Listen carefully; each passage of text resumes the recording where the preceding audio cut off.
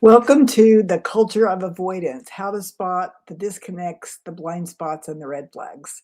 My name is Marlene Chism, and I'm really excited to share some information that I think is going to help you.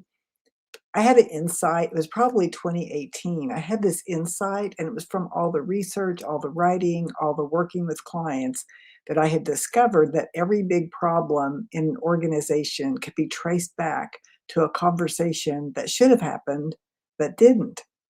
And that awareness is really what led to my book in 2022. Oops, here it is, From Conflict to Courage, How to Stop Avoiding and Start Leading. And then I created a culture of avoidance assessment, and we had that for a couple of years, and I started to see some trends since the topic was avoidance. And so I want to share some of the trends with you. The first trend was overwhelmed executives that lacked confidence in their management team. They often said, I really shouldn't have to micromanage, but I have to. So they just lack this confidence. Another interesting trend that I saw was relying on policy to create change. But the reality is, if you can't have a conversation about the change that's needed, a policy isn't going to do any good because you have to have a conversation eventually. And then mid managers hopelessly stuck in the middle. Of course, they're called mid managers for a reason. And then what I call playing power of attorney. This problem was affecting more the mid-management level, where someone would come and say, you ought to hear what someone's saying about X, Y, and Z, or I can't tell you who said this, but, and I call that playing power of attorney, where someone is representing someone else. That was a big trend I started seeing. And then conversations full of distractions where the topic was just no longer important. There was no direction, and it was just what I call verbal ping pong. The next trend I saw was a checklist mentality of not getting to the core issue and leaders not knowing how to get to the core issue. And then supervisors or managers, generally new supervisors that are just too nice. And then finally, a big trend that was a lack of accountability. I want to share something about accountability that you need to know. If you're noticing a lack of accountability, or if that's how you're processing what's going on, it's really not accountability. The problem happened downstream. If you're using accountability to fix a problem, then you're already too late. This is a diagnostic tool that I use and share with my clients and in videos like this. I call this the alignment chain, and alignment is clarity, conversation, accountability, and then execution. So if things aren't getting done and you think it's about applying more accountability, it's actually probably more about the lack of clarity or the lack of good conversations. So if accountability is something that you're using to fix a problem, you're probably already too late because it's happening. The problem is happening either at clarity or conversation.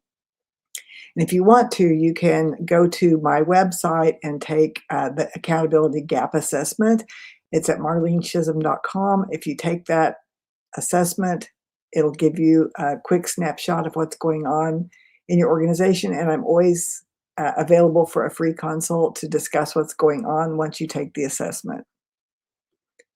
So then what are the disconnects? Let's jump right in. What are the disconnects? Well, the first disconnect is between the layers of leadership. The good news about the work I've done is I've been at the very bottom. I've worked with mid-managers. I've worked with top leaders. I've worked in all kinds of industries. So I have a great sense of the disconnect and how different leaders and their roles, their decision-making ability, how it influences their thinking. So I want to share with you the generic snapshot, and we'll say the C-suite, the director, the manager, the supervisor, they each have a different point of view based on what kind of decision-making power they have.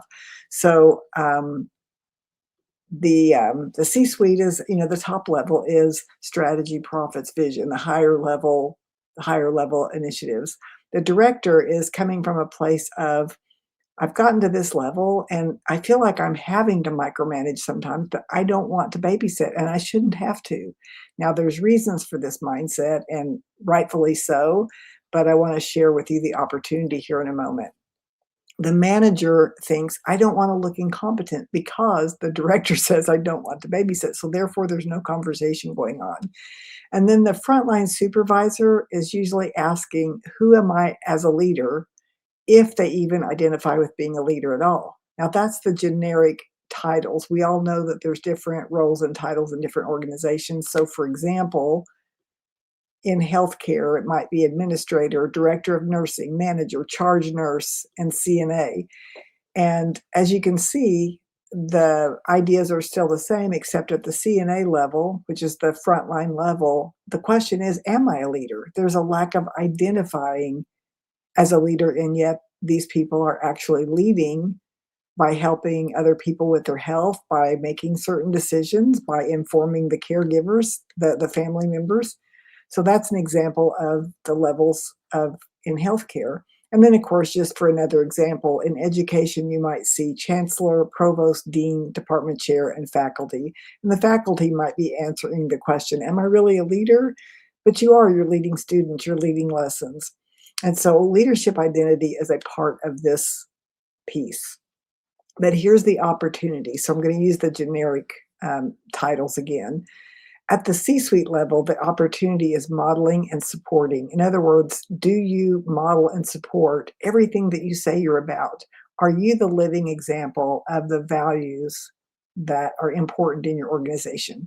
On many of these surveys, it's really interesting because the top leaders will say absolutely, and then those below will say not always or sometimes. So there's a disconnect there. The director, their opportunity is really to understand coaching, mentoring, and feedback, because if at that level, directors and maybe vice presidents, even if they understand a bit of coaching, mentoring, and feedback, it changes the dynamics of the entire organization. And the managers, instead of saying, I'm going to protect myself and I don't want to seem incompetent, if they are willing to share problems and seek help, it would change everything. And then as a supervisor, it's about really identifying as a leader. And generally, organizations have to provide this because it's difficult for people, especially when they're first promoted off of the front lines, to actually really identify as a leader. So they're asking themselves, who am I as a leader, or am I a leader? Here's the red flags. New leaders overestimate their abilities. Mid-level keeps problems from their boss. The higher level often feels blindsided. And then we go from micromanagement to completely hands off. And here I have a cute little cartoon of a worker bee just juggling and juggling and dropping balls. And at the top, there's just this blindfold where they have no idea what the other side is against. But it's the same way at the lower levels, at the frontline levels. The frontline does not understand the pressures and the values and the problems at the highest level. So there's definitely a disconnect between the levels. So let's look at number 2, what I call the disconnect of definitions.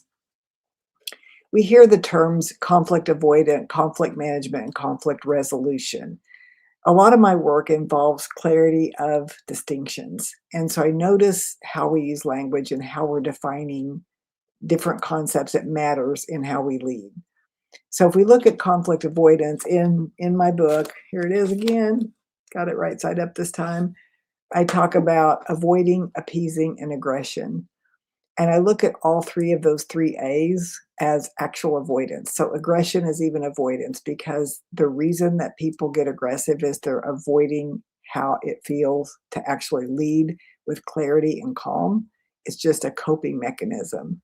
And then we talk about conflict management, and that is addressing hard issues, whereas conflict resolution, there's clarity, there's agreement, and peace. So sometimes we have to just manage, and sometimes we can have resolution, but very often we avoid.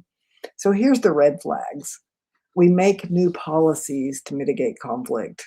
And I will share that it's very rare that the policy is going to make the difference if you can't have the conversation. I've already said that once. And then there's constant reorganizing. A lot of times reorganizations are an attempt to resolve conflict versus the real need for reorganizing. And sometimes it works and sometimes it doesn't.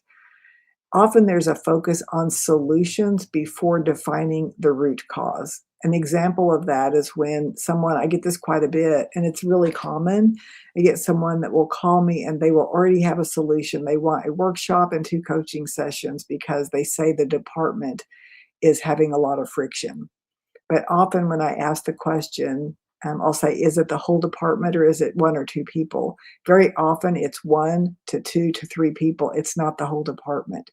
So we're trying to have a workshop, we're having a meeting, we're having a coaching to try to deal with something that really involves conversation instead of a global event. And then we have misunderstandings and misinterpretations. And again, it's the need for a conversation. Let's look at number 3, the disconnect between values and behavior. I want to go back to that slide really quickly. The disconnect between values and behavior. The little cartoon that I made, safety first. I worked in manufacturing for quite a while, and safety was a big issue. I'm still a very safe person because of it, so I'm thankful for that training and that recognition of the importance of safety. But I also noticed that while we're always trying to reach 1 million man-hours of no lost time accidents, you can take a picture of that achievement and you'll see someone with a cast, someone on crutches, someone in a sling, someone in a wheelchair. So accidents still happen, but we're saying safety first because we want to reach that 1 million man-hours. So I just thought that was kind of humorous and representative of what I saw. When safety was important, there were still accidents sometimes that were kind of glossed over. Another way that we see values aren't in alignment with our actions. Here's another one. Our top value is compassion. We see someone laughing and 2 people fighting, 1 person in a puddle of water.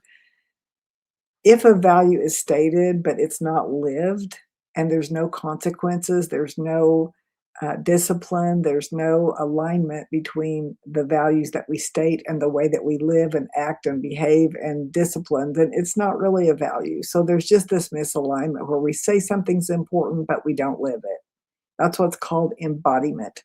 If you embody a value, then you live the value. I have this other one, a little picture that I think is kind of funny. There's someone that's a bully boss and there's nothing I can do. They're a top performer. How often do we allow a poor performer because we value something else? And so we're misaligned on what behaviors we say we allow because they're a top performer. And so we see that all the time. If once behavior becomes a part of performance, it changes the game quite a bit. And then there's nothing I can do. They've been so loyal. So here's a little guy sleeping in the front of the boat, and they're allowed to continue as part of the team simply because of tenure. So the commitment is really to tenure, not to performance, not to teamwork. So there's a misalignment. So here's the red flags. The high performer is a bully. So you have to figure out how to either allow that person to work independently and not part of a team, or else you have to find ways to help change the behavior or get them another position. The poor performer is rewarded for tenure. The long-term problem is unresolved and there's competing values or priorities. Here's number 4, the disconnect about conflict and culture. The question I want to ask is, what is unresolved conflict costing the organization? If you haven't thought about that, there's a lot of leaks in the boat, as I would say. What is the unresolved conflict costing your organization?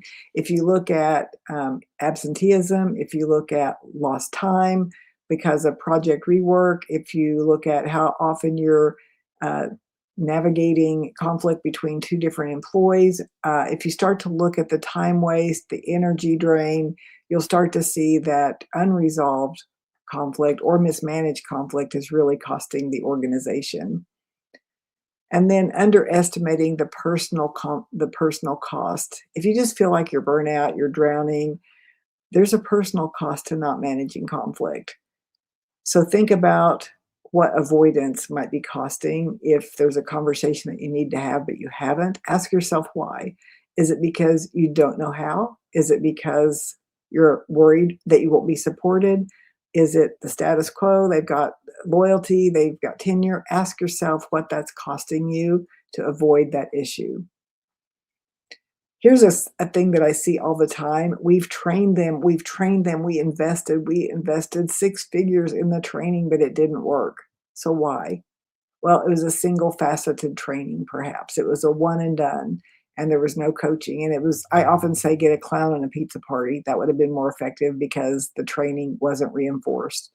There were unrealistic expectations from the one and done type of training, or it was really generic. It was a certified trainer that, had someone else's material. It was very generic, but they couldn't really make distinctions. I'm not saying some of that work doesn't do some good, but generally, if you just want a training or a workshop and you haven't defined the problem, then you're going to be disappointed once it's all over and done because you had some sort of expectation that wasn't voiced. Perhaps you weren't even aware of it. There's a lack of sustainable efforts and then a cultural misfit sometimes. So here's the red flags. Too many issues go straight to HR. If everything is going to HR, if HR is constantly writing the performance improvement program, if HR is always the one doing the discipline, then I would wonder what is happening with the managers. Are the managers not trained? It seems like a lot of things get dumped on HR that should be handled by their own manager. And the PIP, very often, it's not used as it's supposed to. It's viewed as a door determination. Nobody wants to get that because it's the next step out the door, and it's used as a way to document the failures. And remember what I said earlier, if the leaders and directors and managers know how to coach, you rarely ever need this kind of a plan that's such a big deal. Generally, it's just some coaching, it's some conversations, and it's some accountability.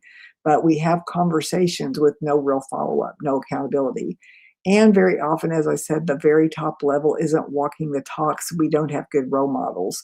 And if we can't articulate the cost of conflict, then we don't see a real reason to put the training in, the development in, or the effort into having conversations that are conflictual because they're difficult.